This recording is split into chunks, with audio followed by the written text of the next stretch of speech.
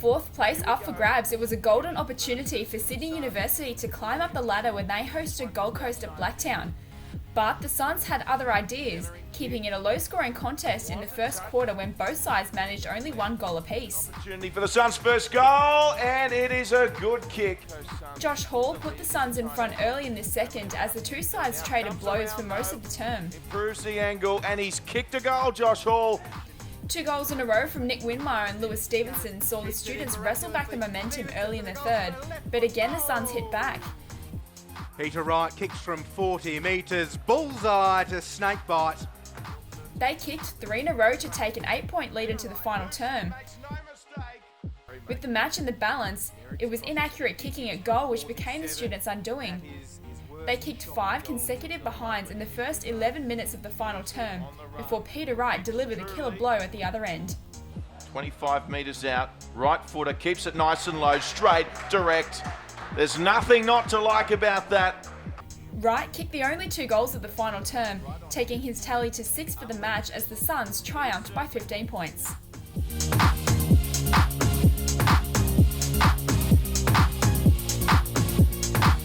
The second match at Blacktown for the day saw ladder leaders UWS Giants take on third-place Sydney Swans in a battle of the AFL heavyweights.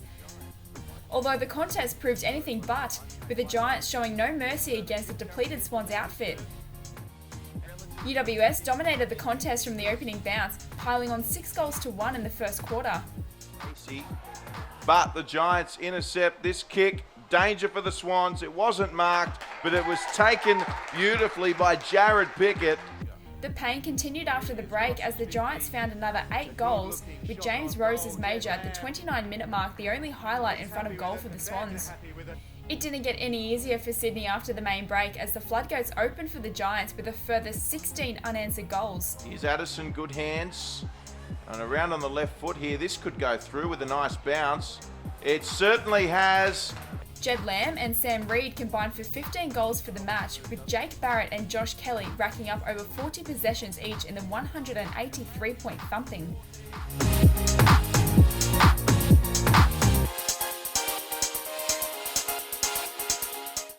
Redlands' mid-season resurgence faced a big roadblock at Tidbald Park in Brisbane when they came up against defending Premier Aspley.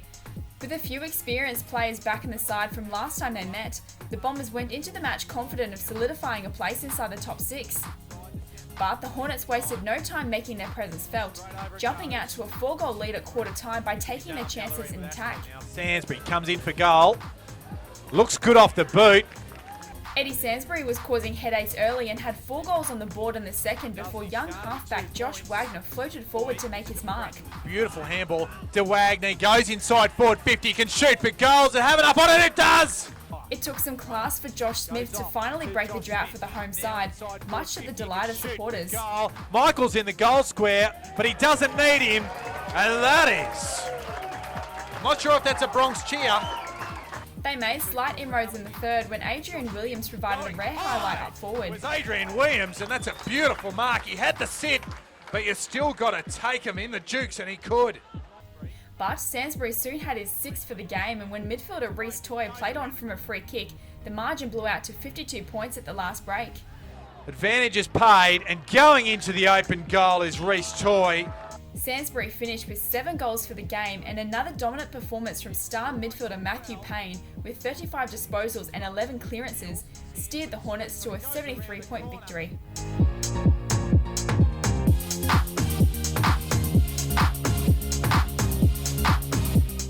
Confidence is something that you can build and lose very quickly, especially if you get a bit too smart for yourself or a bit ahead of yourself. So, this is a pretty mature group for such a young group. I don't think anybody realises, even we don't. I look at it sometimes and I think, man, how young are these guys, and we are a very, very young side who are playing very good footy at the moment. The third local derby in Canberra produced one of the more memorable contests this season when Eastlake and Ainslie went head-to-head at Star Track Oval. The Demons were first on the board when Sam Jensen earned a free kick for a chase-down tackle. They had 4 of the first 5 goals of the game before Ainslie fought themselves back to within 5 points at quarter time. Inaccuracy cost the Demons in the second when they could only manage 5 behinds as the Tricolours made their move. Nick Salter marked on the goal line for his first, and Josh Bennett added 2 more to his tally to lift his side to a 24-point lead at the main break. Draft prospect Liam Griffiths showed a bit of speed to put Ainsley further in front to start the third, and it looked as though Ainsley were on top when Bennett bagged his 4th of the match soon after. But Eastlake rallied to get within 12 at three-quarter time when leaders Aaron Bruce and captain coach Ben Waite began to have an influence. Bruce took another big grab in the goal square to start the last, and scores were level when Waite slotted his third.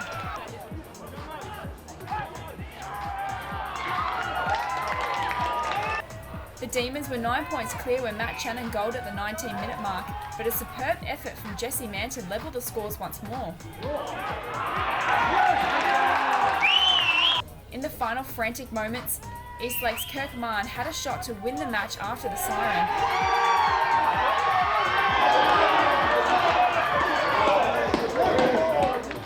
But it faded across the face of goal as the two sides were locked on 78 points each.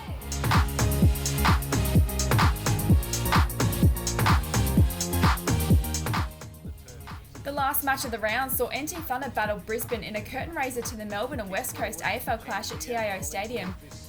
The Lions had the jump in the first quarter when Matt Hammerman booted 2 goals to hand the Lions an 8-point lead at quarter time. Mitch Golby's first major at the 21-minute mark of the second opened up a 20-point lead to Brisbane, but the Territorians soon turned it on. On to Dunn. Dunn will run in, and he's kicked the ball along the ground. In the space of 10 minutes, Thunder kicked 6 unanswered goals to lead by 15 points at half-time. They carried on the momentum in the third, adding another 6 goals to none to effectively end the contest at three-quarter time when they opened up a commanding 52-point lead. Chris Dunn booted 5 goals for the match, with Cameron Eilert chipping in with 3 in another terrific display through the midfield as Thunder ran out 48-point winners.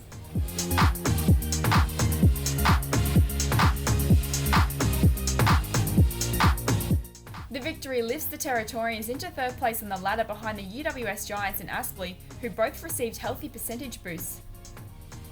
Sydney Swans are a game clear in 4th ahead of Sydney University, while Redlands held its place inside the top 6 by 2 points.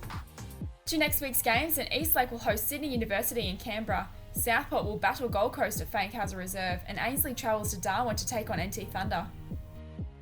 The Giants go head-to-head with Aspley in a top-of-the-table blockbuster on Sunday morning at Spotless Stadium, followed by the Brisbane and Sydney clash at Coorparoo. Keep up to date with all the latest news at NEAFL.com.au and on social media, and follow all the live scores and champion data statistics by downloading our official NEAFL app.